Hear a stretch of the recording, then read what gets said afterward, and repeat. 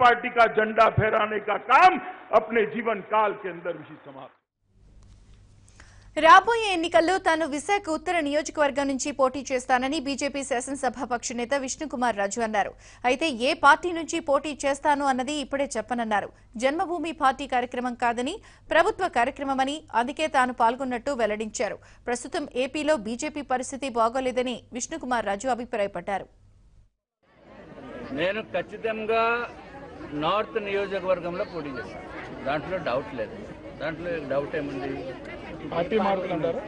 అరే పార్టీ మారుతారా లేదా అనేది ఇప్పుడు చెప్పేస్తే దానికి మసాలా ఉండదు రేపటి నుంచి. మీకు జన్మభూమి కార్యక్రమానికి ఎవరైనా సరే తెలుగుదేశం పార్టీ ఎమ్మెల్యేస్ కాకుండా వేరే ఎమ్మెల్యే వచ్చిన సందర్భం ఈ రాష్ట్రంలో ఎక్కడైనా ఉందా?